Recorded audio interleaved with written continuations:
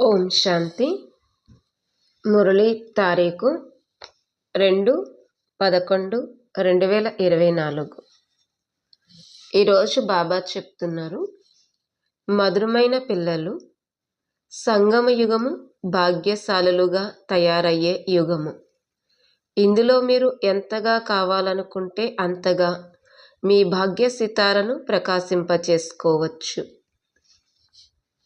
ప్రశ్న: మీ పురుషార్థమును తీవ్రతరం చేసేందుకు సహజ సాధనము ఏమిటి? జవాబు: బాబాను అనుసరిస్తూ ఉన్నట్లయితే పురుషార్థము తీవ్రతరమైపోతుంది.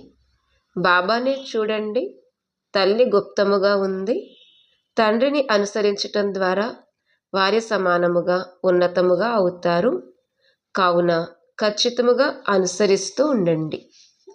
ప్రశ్న: బాబా ఏ పిల్లల్ని తెలివి తక్కువ వారిగా భావిస్తారు? జవాబు: ఎవరికైతే తండ్రిని కలుసుకోవటంలో కూడా సంతోషం లేదో వారు తెలివి తక్కువ వారే కదా. విశ్వాధిపతులుగా తయారు చేసే ఇటువంటి తండ్రికి పిల్లలుగా అయ్యాక కూడా సంతోషం లేకపోతే వారిని తెలివి తక్కువ వారు అని అంటారు కదా. ఓం శాంతి. మధురాతి మధురమైన పిల్లలైన మీరు అదృష్ట సితారులు. మనం శాంతి ధామాన్ని స్మృతి చేస్తాము, అలాగే తండ్రిని కూడా స్మృతి చేస్తాము అని మీకు తెలుసు. తండ్రిని స్మృతి చేయటం ద్వారా మనము పవిత్రంగా అయ్యి ఇంటికి వెళ్తాము. ఇక్కడ కూర్చుని ఈ విషయాన్ని ఆలోచిస్తారు కదా. బాబా ఇంకెటువంటి కష్టమును ఇవ్వరు. జీవన్ముక్తిని గూర్చైతే ఎవరికీ తెలియదు. వారందరూ ముక్తి కోసమే పురుషార్థం చేస్తారు, కానీ ముక్తి అర్థాన్ని అర్థం చేసుకోరు. కొంతమంది మేము బ్రహ్మములో లీనమైపోవాలి, మళ్ళీ ఇంకెప్పుడు రాకూడదు అని భావిస్తారు. తాము ఈ చక్రంలోకి తప్పకుండా రావలసిందే అనే విషయం వారికి తెలియదు. ఇప్పుడు పిల్లలైన మీరు ఈ విషయాల్ని అర్థం చేసుకున్నారు. మనం స్వదర్శన చక్రధారులమైన అదృష్ట తారలమని పిల్లలైన మీకు తెలిసింది. అదృష్టవంతులనే లక్కీ అని అంటారు. ఇప్పుడు పిల్లలైన మిమ్మల్ని అదృష్టవంతులుగా తండ్రియే తయారు చేస్తారు. ఏ విధంగా తండ్రి ఉంటారో అలాగే పిల్లలు ఉంటారు. తండ్రులు కొంతమంది షావుకారులుగా ఉంటే కొంతమంది పేదవారిగా కూడా ఉంటారు. మాకు అనంతమైన తండ్రి లభించారు అని మీకు తెలుసు.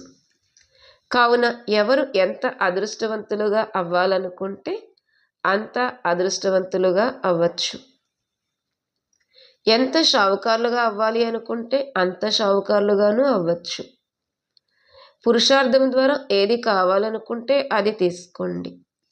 మొత్తం ఆధారమంతా పురుషార్థం పైనే ఉంది. పురుషార్థం చేసి ఎంత ఉన్నత పదవిని పొందాలి అనుకుంటే అంత ఉన్నత పదవిని పొందవచ్చు. ఈ లక్ష్మీనారాయణులది ఉన్నతోన్నతమైన పదవి. స్మృతి చార్టును కూడా తప్పకుండా పెట్టుకోవాలి. ఎందుకంటే తమో ప్రధానము నుండి సతో ప్రధానముగా తప్పకుండా అవ్వవలసిందే. తెలివి తక్కువ వారిగా అలా కూర్చుండిపోవటం కాదు. ఇప్పుడిక పాత ప్రపంచం కొత్తగా అవ్వనున్నది అని బాబా అర్థం చేయించారు. సతో ప్రధాన ప్రపంచంలోకి తీసుకువెళ్ళేందుకే తండ్రి వస్తారు. వారు అనంతమైన తండ్రి, అనంతమైన సుఖమును ఇస్తారు. సతో ప్రధానులుగా అవ్వడం ద్వారానే మీరు అనంతమైన సుఖాన్ని పొందగలుగుతారు అని అర్థం చేయిస్తారు. సతోగా అయితే తక్కువ సుఖాన్ని పొందుతారు, రజోగా అయితే దానికన్నా తక్కువ సుఖాన్ని పొందుతారు. లెక్కనంతటినీ తండ్రి తెలియచేస్తారు. మీకు అపారమైన ధనము లభిస్తుంది అనగా సుఖాలు లభిస్తాయి. అనంతమైన తండ్రి నుండి సుఖాన్ని పొందేందుకు స్మృతి తప్ప ఇంకే ఉపాయము లేదు. ఎంతగా బాబాను స్మృతి చేస్తారు అంతగా స్మృతి ద్వారా వాటంతట అవే దైవీ గుణాలు కూడా వచ్చేస్తాయి. సత్వ ప్రధానులుగా అవ్వాలంటే దైవీ గుణాలు కూడా తప్పకుండా కావాలి. మిమ్మల్ని మీరే పరిశీలించుకోవాలి. ఎంత ఉన్నత పదవిని తీసుకోవాలి అనుకుంటే అంత ఉన్నత పదవిని మీ పురుషార్థం ద్వారా తీసుకోవచ్చు. చదివించే టీచర్ మీ ముందు కూర్చున్నారు. కల్పకల్పము నేను మీకు ఇదే విధంగా అర్థం చేయిస్తాను అని బాబా అంటారు. రెండే పదాలు ఉన్నాయి, మన్మనాభవ, మధ్యాధిభవ. అనంతమైన తండ్రిని మీరు గుర్తిస్తారు. ఆ అనంతమైన తండ్రియే అనంతమైన జ్ఞానాన్ని ఇస్తారు. పతితుల నుండి పావనులుగా అయ్యే దారిని కూడా అనంతమైన తండ్రియే అర్థం చేయిస్తారు. కావున తండ్రి ఏదైతే అర్థం చేయిస్తారో అది కొత్త విషయం ఏమీ కాదు. గీతలో కూడా పిండిలో ఉప్పు ఉన్నంతగా వ్రాయబడి ఉంది. స్వయాన్ని ఆత్మగా భావించండి. దేహం యొక్క సర్వధర్మాల్ని మర్చిపోండి. మీరు ప్రారంభంలో అశరీరులుగా ఉండేవారు. ఇప్పుడు అనేక మిత్ర సంబంధీకుల బంధంలోకి వచ్చారు. అందరూ తమో ప్రధానముగా ఉన్నారు. ఇప్పుడు మళ్ళీ సతో ప్రధానముగా అవ్వాలి. తమో ప్రధానుల నుండి మళ్ళీ మనం సతో ప్రధానులుగా అవుతామని, మళ్ళీ మిత్ర సంబంధీకులు మొదలైన వారందరూ పవిత్రముగా అవుతారు అని మీకు తెలుసు. ఎవరు ఎంతగా కల్పపూర్వము సతో ప్రధానులుగా అయ్యారో అంతగానే మళ్ళీ అవుతారు. వారి పురుషార్థమే అలా అవుతుంది. ఇప్పుడు ఎవరిని అనుసరించాలి? ఫాలో ఫాదర్ అనే గాయనం ఉంది. ఏ విధంగా ఈ తండ్రి స్మృతి చేస్తున్నారో, పురుషార్థం చేస్తున్నారో అలా వీరిని అనుసరించండి. పురుషార్థం చేయించేవారు తండ్రియే. వారు పురుషార్థం చెయ్యరు, పురుషార్థము చేయిస్తారు. మధురాతి మధురమైన పిల్లలు బాబాను అనుసరించండి అని అంటారు. మాతాపితలు గుప్తమైన వారు కదా. తల్లి గుప్తముగా ఉంది, తండ్రి కనిపిస్తారు. ఇది బాగా అర్థం చేసుకోవలసింది. ఇటువంటి ఉన్నతమైన పదవిని పొందాలనుకుంటే బాబాను బాగా స్మృతి చేయండి. ఈ బాబా స్మృతి చేసినట్లుగా స్మృతి చేయండి. ఈ తండ్రియే అందరికన్నా ఉన్నత పదవిని పొందుతారు. ఇతడు చాలా ఉన్నతముగా ఉండేవాడు. మళ్ళీ ఇతడి అనేక జన్మల అంతిమంలోని అంత్య సమయంలోనే నేను ప్రవేశించాను. ఇది బాగా స్మృతి చేయండి, మర్చిపోకండి. మాయ అనేక మందిని మరిపింపచేస్తుంది. మేము నరు నుండి నారాయణుగా అవుతాము అని మీరు అంటారు. తండ్రి ఆ యుక్తిని కూడా తెలియచేస్తారు. మీరు ఆ విధంగా ఎలా అవ్వగలరో చెబుతారు. అందరూ ఖచ్చితంగా అనుసరించరని కూడా మీకు తెలుసు. లక్ష్యము ఉద్దేశాన్ని బాబా తెలియచేస్తారు. బాబాను అనుసరించండి. ఇది ఈ సమయం యొక్క గాయనమే. బాబా కూడా ఇప్పుడు పిల్లలని మీకు జ్ఞానముని ఇస్తారు. సన్యాసుల అనుచరులు అని అంటారు, కానీ అది తప్పు కదా. నిజానికి అసలు వారిని అనుసరించరు. వారందరూ బ్రహ్మజ్ఞానులు, తత్వజ్ఞానులు. వారికి జ్ఞానమును ఈశ్వరుడు ఏమీ ఇవ్వరు. తత్వజ్ఞానులుగా అనగా బ్రహ్మతత్వపు జ్ఞానులుగా పిలువబడతారు. కానీ బ్రహ్మము కానీ తత్వము కానీ వారికి జ్ఞానమును ఇవ్వవు. అదంతా శాస్త్రాల జ్ఞానము. ఇక్కడ మీకు తండ్రియే జ్ఞానమును ఇస్తారు. వారిని జ్ఞానసాగరుడు అని అంటారు. దీనిని బాగా నోట్ చేసుకోండి, మీరు మర్చిపోతారు. ఇవి మీ హృదయంలో లోపల బాగా ధారణ చేయవలసిన విషయాలు. మధురాతి మధురమైన పిల్లలు స్వయాన్ని ఆత్మగా భావిస్తూ తండ్రినైన నన్ను స్మృతి చెయ్యండి అని బాబా రోజు అంటారు. ఇప్పుడు ఇంకా తిరిగి వెళ్ళాలి. పతితులు ఎవ్వరూ అక్కడకు వెళ్ళలేరు. పవిత్రులుగా యోగశక్తి ద్వారా అయినా అవ్వాలి, లేక శిక్షలు అనుభవించైనా అక్కడికి వెళ్ళాలి. ప్రతి ఒక్కరి లెక్కాచారాలు తప్పకుండా తీరాలి. ఆత్మలైన మీరు నిజానికి పరంధామ నివాసులు. మళ్ళీ ఇక్కడికి వచ్చి సుఖ దుఃఖాల పాత్రను అభినయించారు అని బాబా వివరించారు. సుఖము పాత్ర రామరాజ్యంలో మరియు దుఃఖము పాత్ర రావణ రాజ్యంలో ఉంటుంది. రామరాజ్యము అనే స్వర్గాన్ని అంటారు. అక్కడ సంపూర్ణ సుఖం ఉంటుంది. స్వర్గవాసులు మరియు నరకవాసులు అనే గాయనం కూడా ఉంది. కాబట్టి ఈ విషయాలను బాగా ధారణ చేయాలి. ఎంతెంతగా తమో ప్రధానుల నుండి సతో ప్రధానులుగా అవుతూ ఉంటారో అంతగా లోపల మీకు సంతోషం కూడా కలుగుతూ ఉంటుంది. రజోగుణములు ద్వాపరయుగంలో ఉన్నప్పుడు కూడా మీకు సంతోషం ఉండేది. అప్పుడు మీరు ఇంతటి దుఃఖితులుగా వికారులుగా లేరు. ఇప్పుడు ఎంత వికారులుగా దుఃఖితులుగా ఉన్నారు. మీరు మీ పెద్దవారిని చూడండి. వారు ఎంత వికారముగా తాగుబోతులుగా ఉన్నారు. మద్యము చాలా చెడ్డది. సతయుగంలో అంత శుద్ధ ఆత్మలే ఉంటారు. మళ్ళీ కిందకు దిగుతూ దిగుతూ పూర్తిగా అశుద్ధముగా అయిపోతారు. కావున దీనిని రౌరవ నరకము అని అంటారు. మద్యం ఎటువంటిది అంటే దానిని త్రాగేవారు పోట్లాటలను, మారణ హోమాన్ని, నష్టాన్ని కలిగించడంలో పెద్ద ఆలస్యం చేయరు. ఈ సమయంలో మనుషుల బుద్ధి భ్రష్టముగా అయిపోయింది. మాయ చాలా శక్తివంతమైనది. తండ్రి సర్వశక్తివంతుడు, సుఖదాత. అలాగే మాయ కూడా చాలా దుఃఖమునిస్తుంది. కలియుగంలో మనుషుల పరిస్థితి ఎలా తయారవుతుందంటే వారు జడ్జడీభూతావస్థకు చేరుకుంటారు. ఏమీ అర్థం చేసుకోరు. రాతి బుద్ధి కలవారిగా ఉంటారు. ఇది కూడా డ్రామాయే కదా. ఎవరి భాగ్యంలోనైనా లేకపోతే ఇలా బుద్ధిహీనులుగానే అయిపోతారు. బాబా జ్ఞానాన్ని అయితే చాలా సహజంగా ఇస్తారు. పిల్లలు పిల్లలు అంటూ అర్థం చేయిస్తూ ఉంటారు. మాయ 5 లౌకిక పిల్లలు ఉన్నారు, మాకు 5 లౌకిక పిల్లలు ఉన్నారు మరియు ఒక పారలౌకిక పుత్రుడు ఉన్నాడు. మమ్మల్ని సుఖంలోకి తీసుకువెళ్లేందుకు అతడు వచ్చాడు అని మాతలు అంటూ ఉంటారు. బాబా కూడా అర్థం చేయిస్తారు. అలాగే పిల్లలు కూడా అర్థం చేసుకుంటారు. తాను ఇంద్రజాలికుడు కదా. తండ్రి ఇంద్రజాలికుడైతే పిల్లలు కూడా ఇంద్రజాలికులుగా అయిపోతారు. బాబా మాకు కొడుకుగా అవుతారు అని అంటారు. కావున బాబాను అనుసరిస్తూ ఈ విధంగా తయారవ్వాలి. స్వర్గంలో ఇతడి రాజ్యం ఉండేది కదా. శాస్త్రాల్లో ఈ విషయాలు లేవు. ఈ భక్తి మార్గపు శాస్త్రాలు కూడా డ్రామాలో రచింపబడి ఉన్నాయి. అవి మళ్ళీ ఉంటాయి. చదివించే టీచర్ అయితే కావాలి కదా. ఇది కూడా బాబా అర్థం చేయిస్తారు. పుస్తకము టీచర్గా అవ్వలేదు కదా. అలాగే టీచర్ అవసరమే ఉండదు. ఈ పుస్తకాలు మొదలైనవేవి సత్యుగంలో ఉండవు.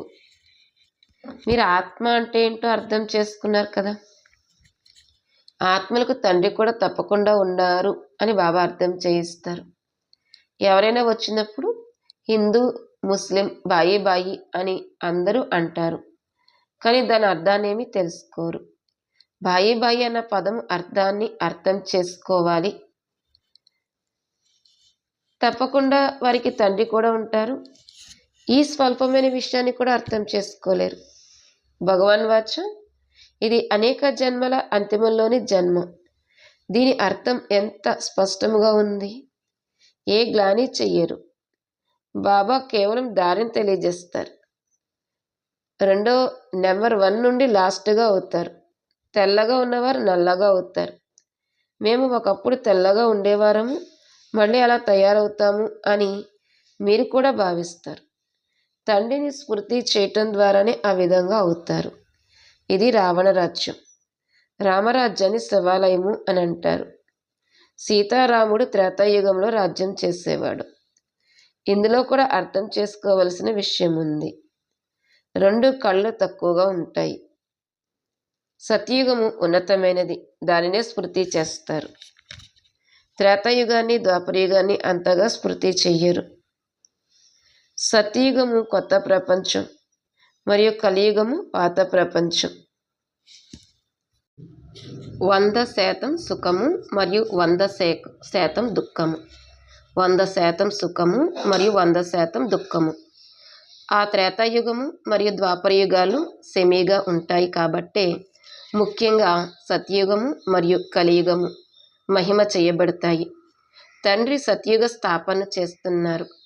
ఇక పురుషార్థం చేయటం మీ పని. సత్యుగ నివాసులుగా అవుతారా లేక త్రేతాయుగ నివాసులుగా అవుతారా? బాబా అడుగుతున్నారు. సత్యుగి వాసులుగా అవుతారా లేదా త్రేతాయుగ నివాసులుగా అవుతారా అని బాబా అడుగుతున్నారు. ద్వాపరయుగంలో మళ్ళీ కిందకు దిగుతారు. అయినా దేవీ దేవతా ధర్మానికి చెందిన వారే కదా. కానీ పతితులుగా ఉన్న కారణముగా స్వయాన్ని దేవతలుగా పిలుచుకోలేరు. కాబట్టి తండ్రి మధురాతి మధురమైన పిల్లలకు ప్రతిరోజు అర్థం చేయిస్తారు. ముఖ్యమైన విషయం మన్మనాభవ. మీరే నెంబర్ 1గా అవుతారు. 84 జన్మల చక్రంలో తిరిగి చివరిలోకి వస్తారు. మళ్ళీ నెంబర్ 1లోకి వెళ్తారు. కాబట్టి ఇప్పుడిక అనంతమైన తండ్రిని స్మృతి చేయాలి. వారు అనంతమైన తండ్రి. అనంతమైన తండ్రి పురుషోత్తమ సంగమ యుగంలోనే వచ్చి 21 తరాలు మీకు స్వర్గ సుఖాలను ఇస్తారు. ఎప్పుడైతే ఒక తరం పూర్తి అవుతుందో అప్పుడు మీకు మీరుగానే శరీరాన్ని వదిలేస్తారు. యోగ బలం ఉంది కదా. నియమమే ఆ విధంగా రచింపబడి ఉంది. దీనిని యోగ బలము అని అంటారు. అక్కడ జ్ఞానం యొక్క విషయం ఏదీ ఉండదు. మీరు సహజముగా వృద్ధులుగా అయిపోతారు. అక్కడ ఎటువంటి రోగము మొదలైనవి ఉండవు. కుంటివారిగా లేక వంకర టింకరగా అక్కడ ఉండరు. సదా ఆరోగ్యముగా ఉంటారు. అక్కడ దుఃఖం యొక్క నామరూపాలు కూడా ఉండవు. ఆ తర్వాత కళలు మెల్లమెల్లగా తగ్గిపోతూ ఉంటాయి. ఇప్పుడు పిల్లలు అనంతమైన తండ్రి నుండి అనంతమైన వారసత్వాన్ని పొందడానికి పురుషార్థము చేయాలి. పాస్ విత్ హానర్గా అవ్వాలి కదా. అందరూ ఉన్నత పదవిని పొందలేరు. ఎవరైతే సేవనే చెయ్యరో వారు ఏ పదవిని పొందుతారు? మ్యూజియంలో పిల్లలు ఎంతగా సేవ చేస్తారు. పిలవకుండానే అక్కడికి అందరూ వచ్చేస్తూ ఉంటారు. దానిని విహంగ మార్గపు సేవ అని అంటారు. దీనికన్నా ఇంకా విహంగ మార్గపు సేవ ఏదైనా వెలువడుతుందేమో తెలియదు. 3-4 ముఖ్యమైన చిత్రాలు తప్పకుండా మీతో పాటు ఉండాలి. త్రిమూర్తి, వృక్షము, చక్రము, మెట్ల వరస, ఈ పెద్ద పెద్ద చిత్రాలు ప్రతి చోట ఉండాలి. ఎప్పుడైతే పిల్లలు చురుకైన వారిగా అవుతారో అప్పుడే సేవ జరుగుతుంది కదా.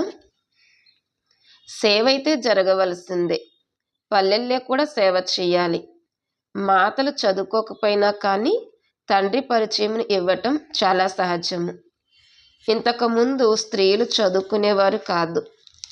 ముసల్మాన్ల రాజ్యంలో ఒక్క కన్నుకు మాత్రమే పరదా తెరుచుకుని బయటకు వెళ్ళేవారు.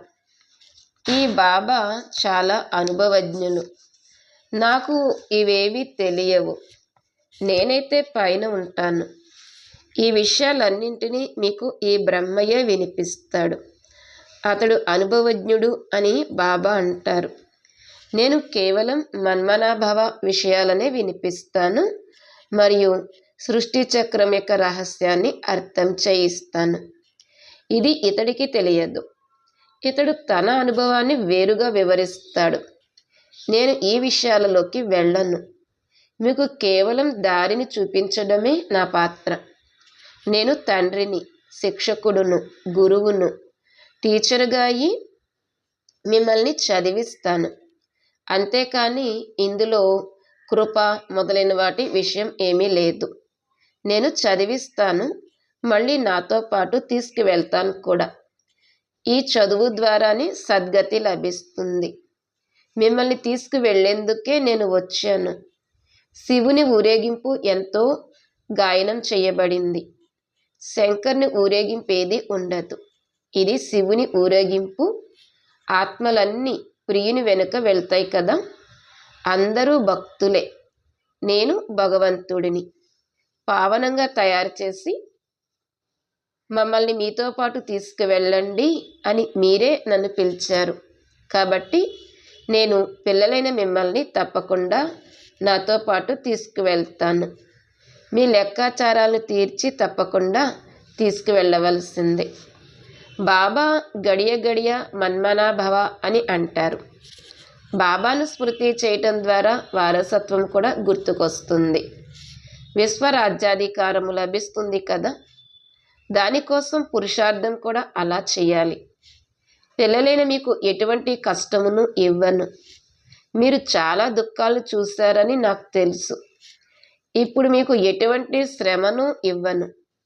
భక్తి మార్గంలో ఆయుష్ కూడా చిన్నగా ఉంటుంది. అకాల మృత్యువులు జరుగుతాయి. ఎంతగా రోధిస్తూ ఉంటారు, ఎంతటి దుఃఖాన్ని కొని తెచ్చుకుంటూ ఉంటారు. వారి బుద్ధే పాడైపోతుంది. కేవలం నన్ను స్మృతి చేస్తూ ఉండండి అని బాబా అంటారు. స్వర్గాధిపతులుగా అవ్వాలంటే దైవీ గుణాలను కూడా ధారణ చేయాలి. ఎప్పుడూ ఉన్నతముగా అయ్యేందుకే, అనగా మేము లక్ష్మీనారాయణుల్లా అవ్వాలనే పురుషార్థం చేయటం జరుగుతుంది. నేను సూర్యవంశము, చంద్రవంశము ఈ 2 ధర్మాల స్థాపనను చేస్తాను. వారు ఫెయిల్ అయిపోతారు కాబట్టి క్షత్రియులుగా పిలువబడతారు. ఇది యుద్ధ మైదానము కదా. అచ్చ, మధురాతి మధురమైన ఆత్మిక పిల్లలకు మాతాపిత బాప్దాదాల ప్రియ స్మృతులు మరియు గుడ్ మార్నింగ్. ఆత్మిక పిల్లలకు ఆత్మిక తండ్రి నమస్తే. ఆత్మిక తండ్రికి ఆత్మిక పిల్లల యొక్క ప్రియ స్మృతులు మరియు గుడ్ మార్నింగ్, నమస్తే. ధారణ కొరకు ముఖ్య సారము: 1. సుఖధామ వారసత్వపు పూర్తి అధికారమును తీసుకునేందుకు సంగమయుగంలో ఆత్మిక ఇంద్రజాలికులుగా అయి బాబాను కూడా మీ కొడుకుగా చేసుకోవాలి. వారిపై పూర్తిగా బలిహారం అవ్వాలి. 2. స్వదర్శన చక్రధారులుగా అయి స్వయాన్ని అదృష్టతారులుగా తయారు చేసుకోవాలి. విహంగ మార్గపు సేవకు నిమిత్తముగా అయి ఉన్నత పదవిని తీసుకోవాలి. ఊరూరులోనూ సేవ చేయాలి. అలాగే స్మృతి చార్టును కూడా తప్పకుండా వ్రాయాలి. ఈరోజు వరదానము: దృఢ సంకల్పమనే అగ్గి పుల్లతో ఆత్మిక బాంబు అనే బాణసంచాను కాల్చి సదా విజయీభవ. దృఢ సంకల్పమనే అగ్గి పుల్లతో ఆత్మిక బాంబు అనే బాణసంచాను కాల్చి సదా విజయీభవ. వరదానం యొక్క వివరణ: ఈ రోజుల్లో బాణసంచాలో బాంబులను తయారు చేస్తున్నారు. కానీ మీరు దృఢ సంకల్పం అనే అగ్గి పుల్లతో ఆత్మిక బాంబు అనే బాణసంచాను కాల్చండి. దీని ద్వారా పాతవన్నీ సమాప్తం అయిపోవాలి. వారైతే బాణసంచాతో ధనాన్ని పోగొట్టుకుంటారు, మీరు సంపాదించుకుంటారు. వారిది బాణసంచా, మీది ఎగిరే కళతో కూడిన ఆట. ఇందులో మీరు విజయులుగా అవుతారు. కావున డబల్ లాభాన్ని తీసుకోండి, వెలిగించండి కూడా, సంపాదించండి కూడా. ఈ విధిని అనుసరించండి. స్లోగన్: ఏదైనా విశేష కార్యంలో సహయోగులుగా అవ్వటమే ఆశీర్వాదాల లిఫ్టును తీసుకోవటము. ఏదైనా విశేష కార్యంలో సహయోగులుగా అవ్వటమే ఆశీర్వాదాల లిఫ్టును తీసుకోవటము. ఓం శాంతి.